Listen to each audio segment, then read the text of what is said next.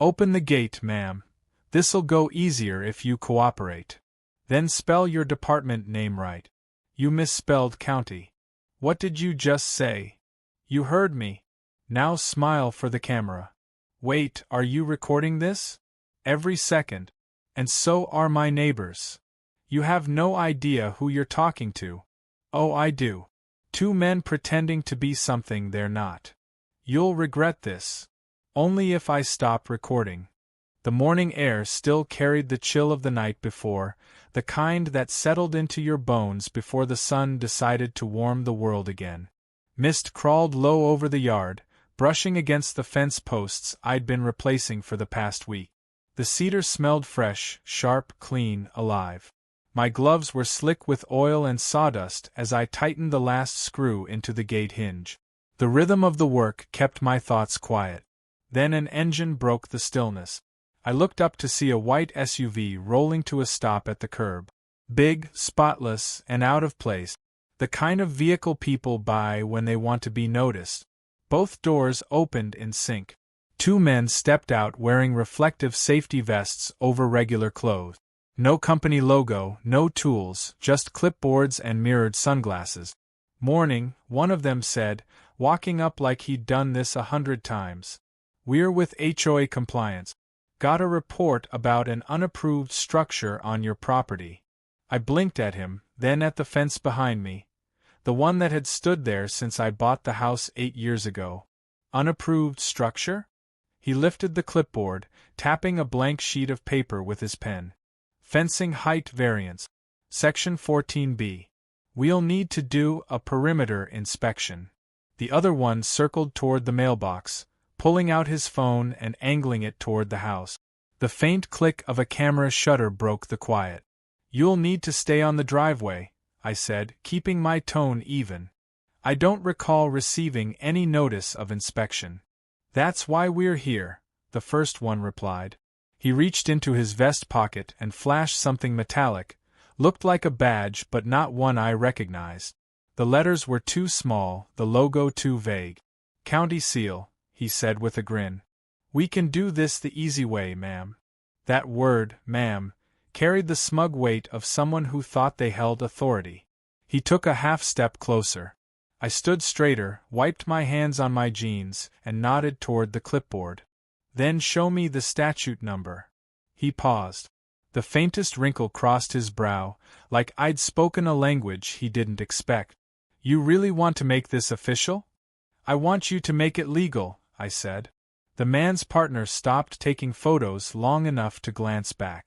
The two shared a look, quick, sharp, like they'd rehearsed this moment before. Look, the first man said, his tone softening but his smile tightening, you're not in trouble. We just need to verify compliance. Let us take a quick look inside the fence, and we'll be gone. No entry without written notice, I replied. State law. Section 46 to 104. He tilted his head. You an attorney or something?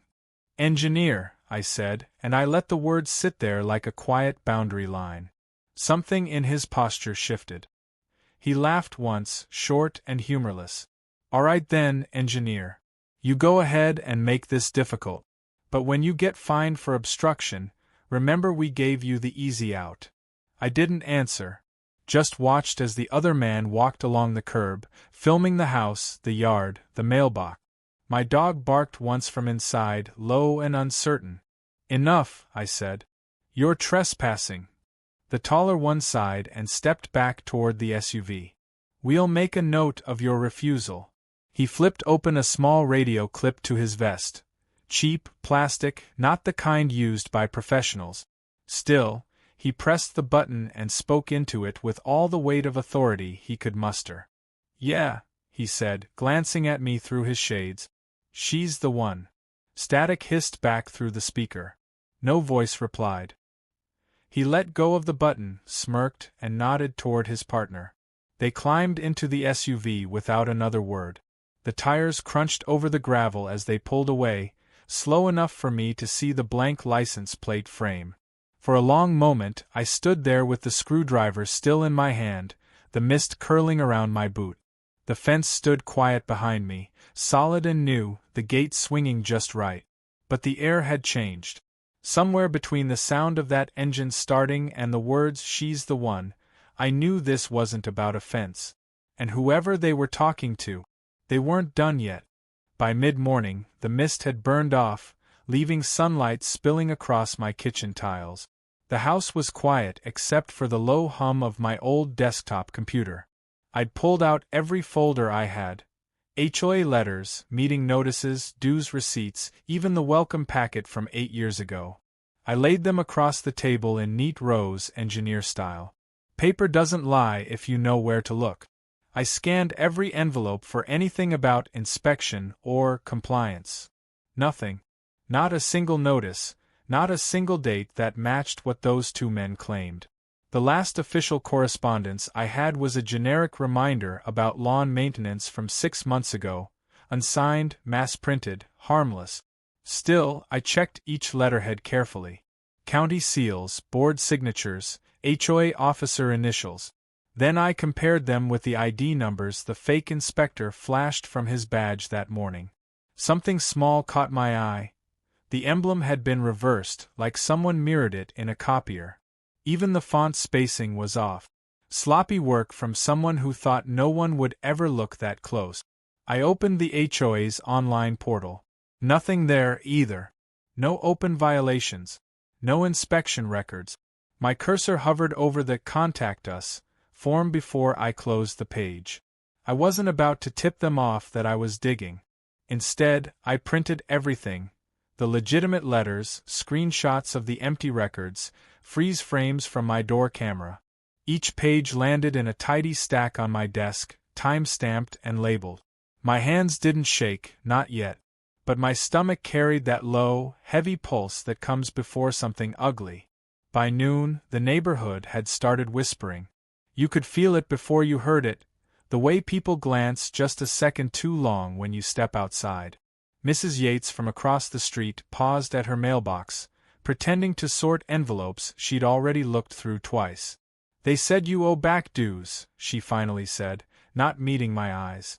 "Then they can mail me proof," I replied, keeping my voice even. She nodded quickly, like she'd touched a hot stove, and retreated to her house without another word.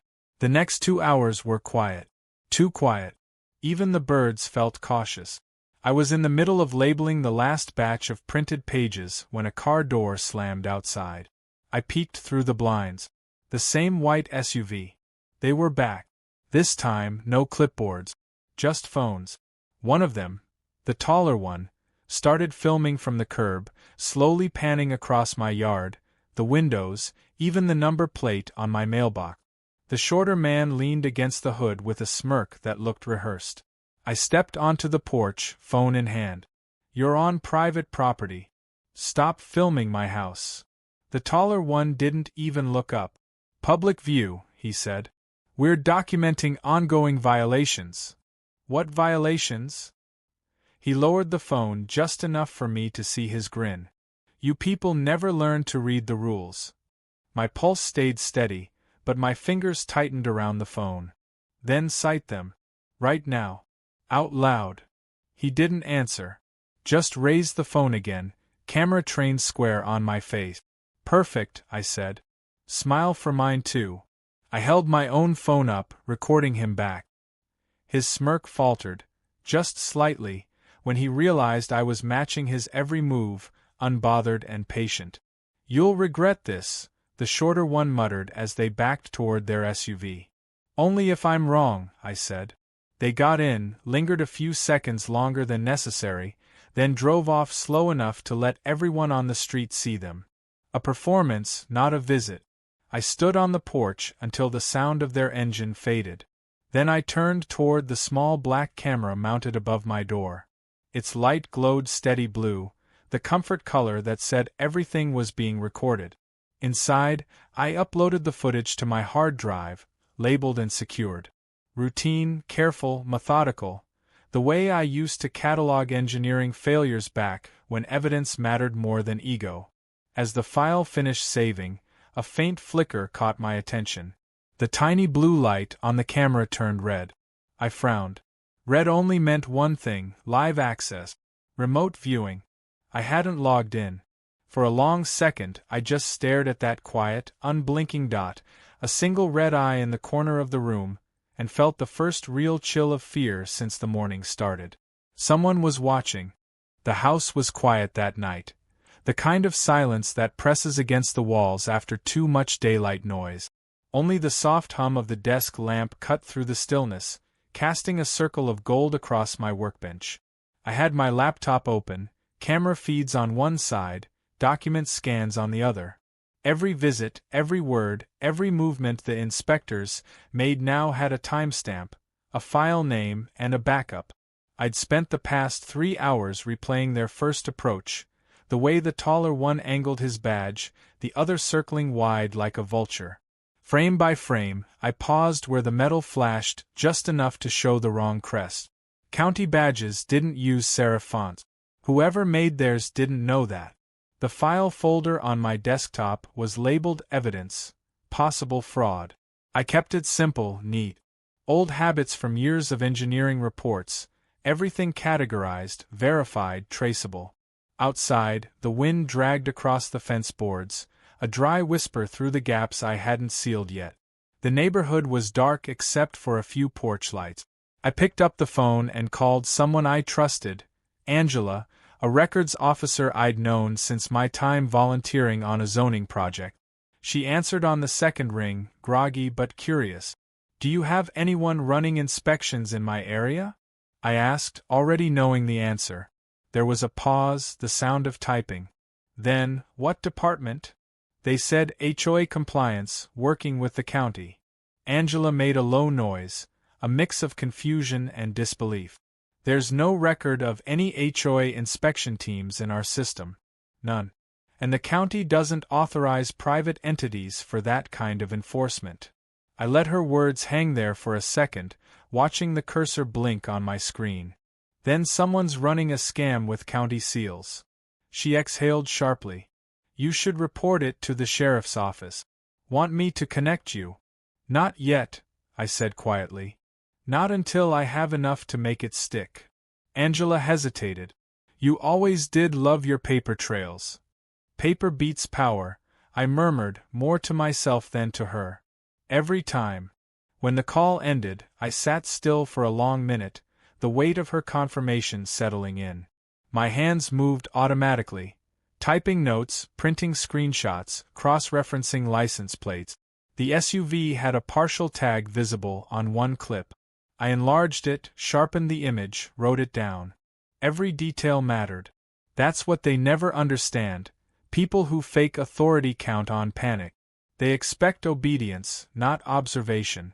By midnight, I had a full binder started. Each page was labeled. Incident 1, Unauthorized Entry Attempt. Incident 2, Return Visit, Harassment Behavior. Incident 3, Evidence of Impersonation. I wasn't scared anymore. Just steady. Focused. Then came the sound. A soft, deliberate step outside.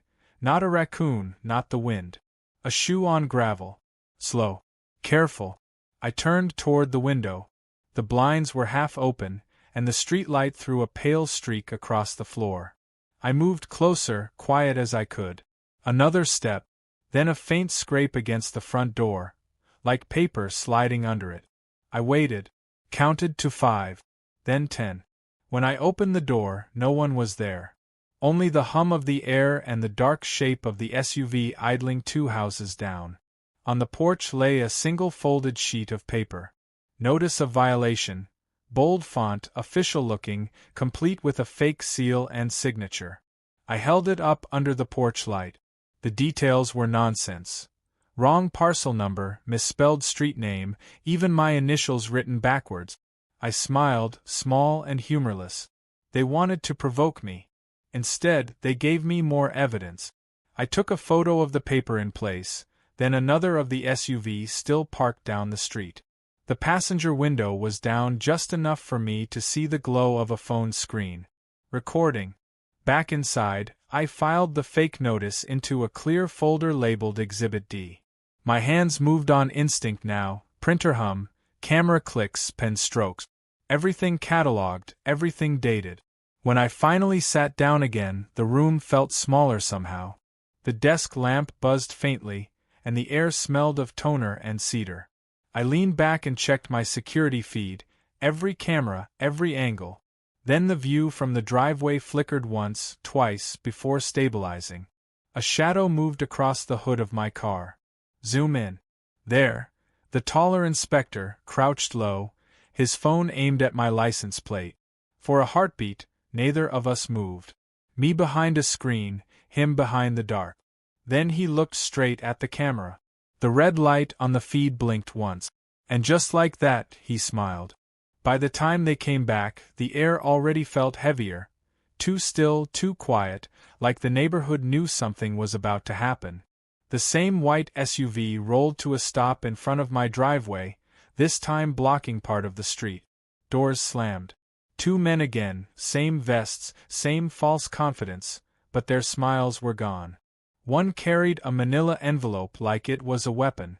The other already had his phone raised, recording.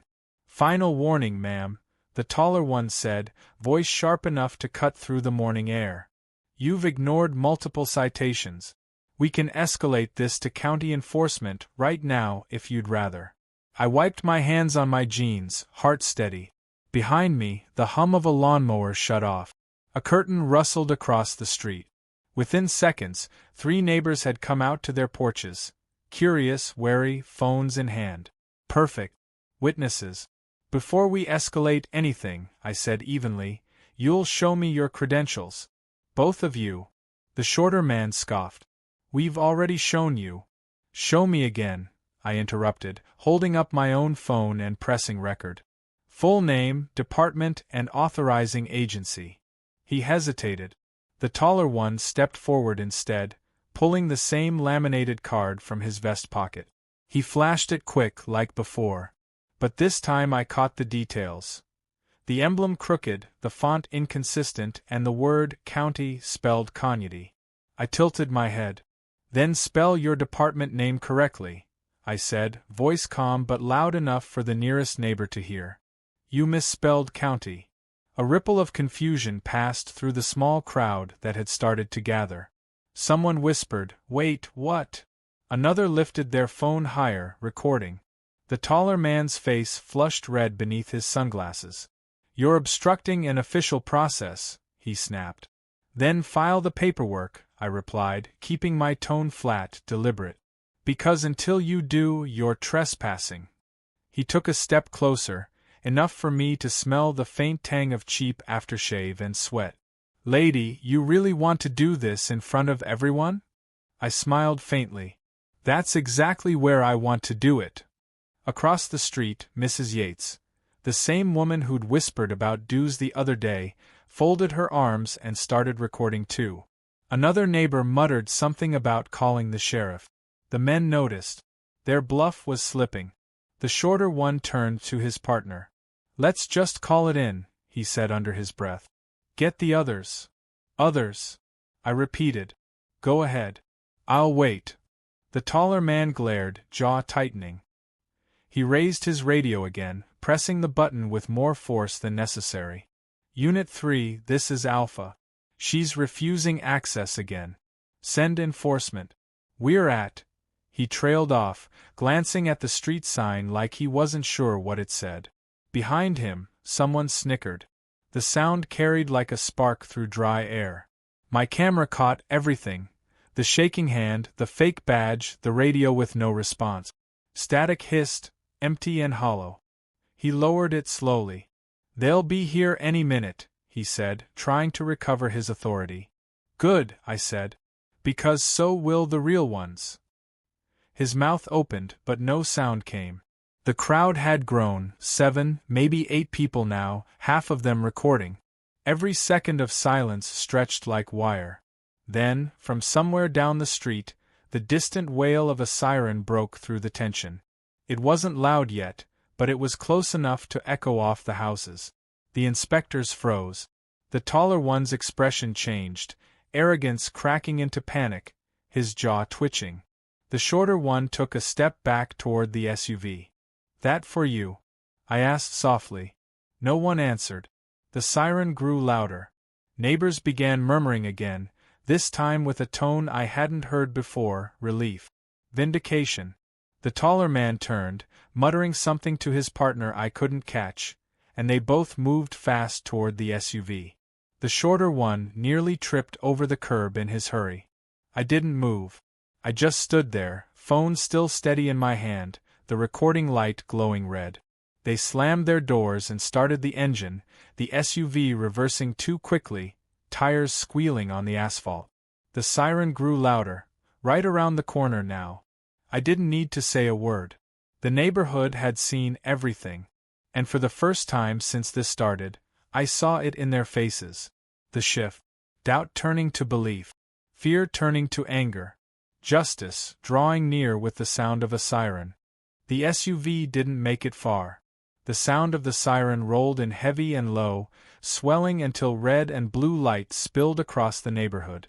Tires screeched as a black and white sheriff's cruiser turned the corner, followed by another, then another.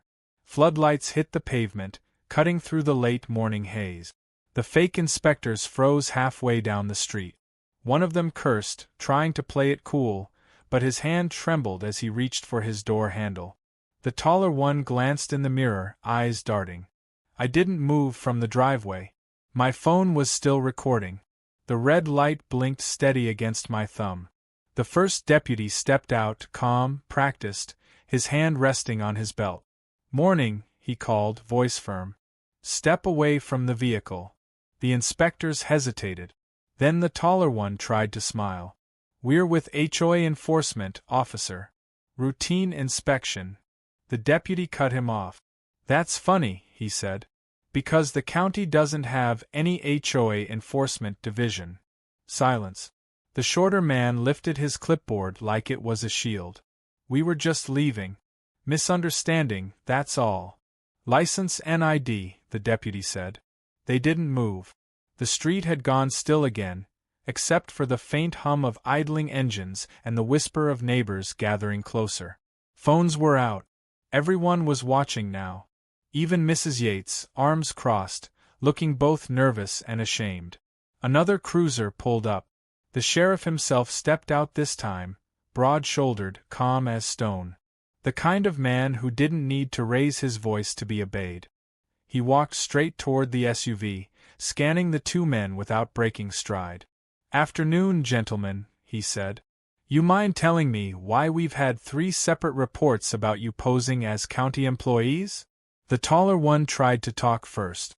"We have paperwork." "Then show it." He opened the clipboard, flipping through empty sheets of paper.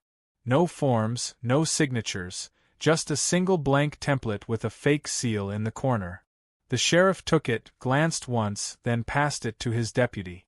"You just gave us probable cause." That single line hit harder than a shout. The taller man swallowed, stepping back instinctively. The deputy moved in, quick and quiet, pulling his wrists behind his back. The shorter one stammered something about civil inspections, but the sheriff didn't even look at him.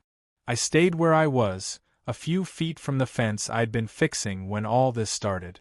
The cedar boards still smelled faintly of oil and morning sun. The sheriff turned toward me. "You the homeowner?" "Yes, sir." "You the one who filed the first report?" I nodded. "And the footages all backed up. Plate numbers, badge close-ups, timestamp. Even the fake violation notice." He smiled faintly. "Guess your paperwork paid off." "Guess it did," I said. The shorter man looked over his shoulder at me, face pale, sweat tracing down his temple. We weren't trying to." The sheriff waved for him to stop talking. "Save it," he said. "You'll have your chance downtown." 2 more deputies started searching the SUV. The crowd leaned forward, murmuring when the first evidence came out. Stacks of pre-written fines, envelopes stuffed with cash, and a handful of fake IDs wrapped in a rubber band. Gasps rippled through the group. "She warned us," someone whispered. I turned toward the voice. It was one of the younger neighbors, phone still in hand, shame flickering across his face. "She said something was off, and we didn't listen." The sheriff looked up from the pile of evidence. These two have been hitting neighborhoods all over the county, posing as inspectors, collecting violation fees in cash. We've been tracking them for months." He gestured toward the SUV. "Looks like today's their last stop." The taller man hung his head, his fake badge glinting once in the light before a deputy ripped it from his vest. Neighbors began to step closer, quieter now, some apologetic, others just stunned. One woman muttered an apology under her breath as she passed. Another man offered to bring coffee to the deputies. The sheriff turned back to me. "Ma'am," he said, "we'll need your footage. This ties into something bigger." For a moment I just looked at him. The real badge, the real authority, the kind that didn't need threats or fake seals. Then I nodded. "You'll have everything. It's all organized." "Didn't doubt it," he said. The SUV doors slammed as the deputies loaded the two men inside. The sound echoed off the houses, sharp and final. I glanced down the street, watching the neighbors one by one lower their phones. For the first time in days, the air felt clean again. But as the sheriff's cruiser lights reflected across the windows of my house, I couldn't shake the feeling that this wasn't just about my fence anymore. Something bigger had just been uncovered, and somehow I was standing in the middle of it. The morning came soft and golden, the kind that makes even silence feel warm. The storm was over in every sense of the word. My front porch smelled of coffee and cedar oil, sunlight pooling on the steps I'd scrubbed the night before. The air was still, save for the hum of cicadas and the distant rattle of the mail truck crawling up the street. For the first time all week, I didn't check the cameras first thing. I just sat there, mug in hand, breathing in the quiet. The fence stood solid, the yard neat. No SUVs. No voices trying to sound official. Just birds and peace. The mailman waved as he passed. "Busy week, huh?" I smiled. "You could say that." He chuckled, slid an envelope into my box, and moved on. The letter was plain white, no nonsense. Just the county seal stamped clean across the front. I tore it open right there on the porch. Inside was a short note on real letterhead this time, crisp and deliberate. "Dear Ms. Thank you for your recent report and video evidence. Your documentation directly assisted in the arrest of 2 suspects involved in an ongoing fraud investigation. We appreciate your diligence and cooperation. The county extends its gratitude for your contribution to public safety." It was signed, with an actual pen, by the sheriff himself. I folded it once, then set it beside my coffee cup. Across the street, neighbors had started to emerge. For the first time, they didn't avoid my gaze. They waved. Some came over, hesitant but sincere. Mrs. Yates was the first to cross the street, hands clasped tight around a small dish of muffins she probably baked before sunrise to ease her conscience. She began, eyes darting toward the ground. "We should have trusted you sooner." I smiled, not unkindly. "Trust's earned. So is peace." She nodded, a little ashamed, then handed me the dish like it was more apology than offering. The news said they found cash and fake fines in their car. Dozens of addresses. I had no idea. "Neither did I," I said softly. "But it's over now." Another neighbor joined her, phone in hand. "You're on Channel 7, he said, half grinning. "They're calling it the inspector scam ring. County says you blew the case wide open." He turned the screen toward me. There I was, or rather, my house, framed by news footage from the day before. Deputies, floodlights, fake IDs in evidence bags. My voice didn't make the cut, just the headline scrolling below. "Local homeowner exposes fake HOA inspectors. County scam ring broken up." The clip faded to a brief interview with the sheriff. "Without her documentation," he said, voice steady and measured, "we might not have connected the dots between districts." She turned a scam into a case file. My phone buzzed a moment later. Unknown number, but I answered anyway. "Morning," came a familiar voice. "Sheriff here." "Morning, Sheriff," I said, smiling. "You probably saw the news." "I did." "Well," he said, "you made my paperwork a lot easier. We've got 5 more people in custody this morning. Seems your little neighborhood visit led us to something much bigger. Glad to hear it." He paused. "You did good, ma'am. You stayed calm when others would have lost their heads." I looked out at the street, calm now, sunlight gleaming off mailboxes that yesterday had felt like targets. "Calm's cheaper than fear," I said. He chuckled. "I'll remember that." When the call ended, I let the quiet return. The neighbors lingered a while longer, chatting softly, some still apologizing in small, awkward ways. Even the HOA president had sent out a mass email that morning, full of legal phrasing and distance. The association disavows any connection to the individuals involved in the recent incident. We commend local law enforcement for their swift action. The same president who once lectured us on community trust now couldn't say my name out loud. I took another sip of coffee. It had gone lukewarm, but it still tasted like peace. For a moment, I let myself believe it was done, that the house, the fence, the quiet would stay untouched for a while. Then a shadow slid across the driveway. A car, another SUV, slowed near the curb. Not white this time. Black. Windows tinted. It lingered just long enough to make the hair rise on the back of my neck. I didn't move. Just watched. It rolled forward again, easing down the street until it disappeared around the corner. I exhaled slowly, set my mug down, and glanced at the camera mounted over the porch. The small blue light blinked once, steady and strong. Let them watch. I'd already learned how to make sure the truth does too. 3 weeks later, the smell of stale coffee and copy paper filled the county meeting hall, a space usually reserved for zoning complaints and budget arguments. But that morning it was packed. Homeowners, reporters, even a few officials I recognized from headlines.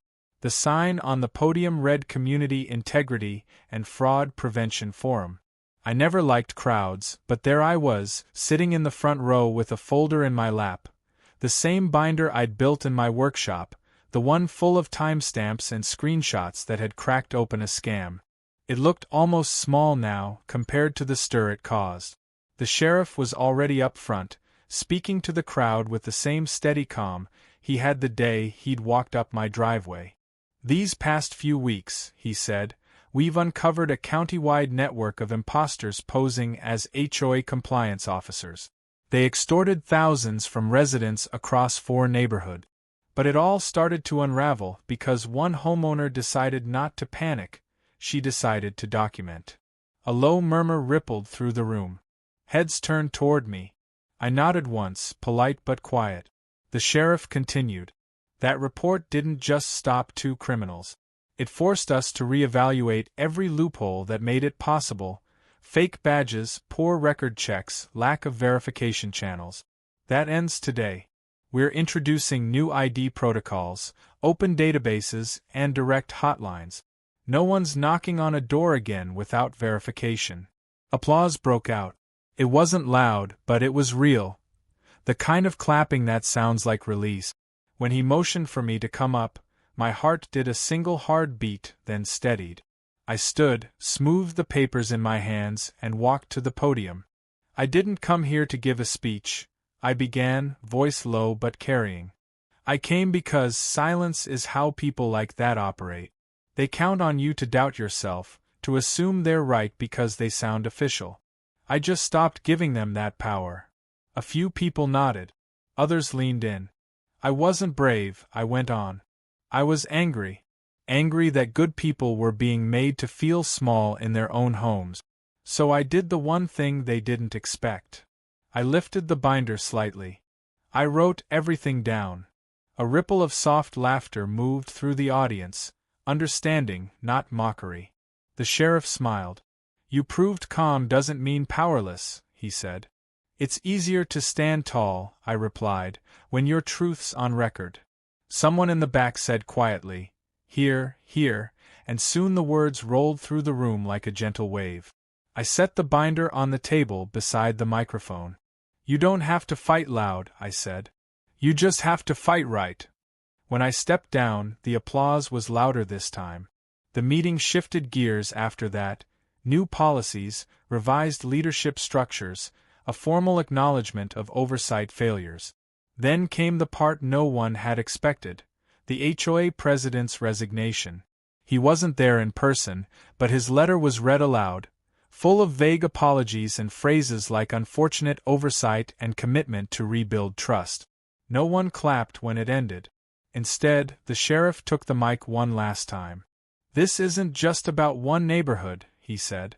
"It's about every homeowner who's ever felt cornered by people hiding behind titles. We're fixing that."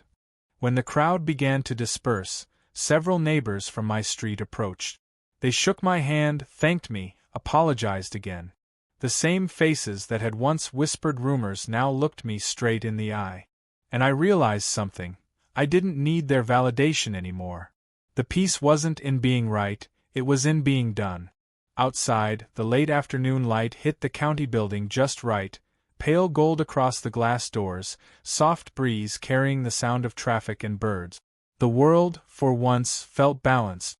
I stood there for a while, binder tucked under my arm, watching people leave in small clusters.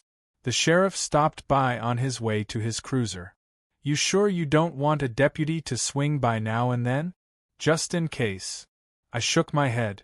"I think they've learned to stay away." He grinned. "Can't blame me for offering." As he walked off, my phone buzzed with a notification, a local news alert. Breaking. Another HOA under investigation for fraud and intimidation tactics. I looked at the headline for a long second, then turned the phone face down on the hood of my truck. The wind carried the faint smell of cut grass and diesel from a passing bus. "Another one," I murmured, half to myself. Then I climbed into the driver's seat, started the engine, and pulled out of the lot, quiet, steady, unbothered. Because I knew the truth now. Justice doesn't always knock. Sometimes it writes everything down and waits for the world to catch up.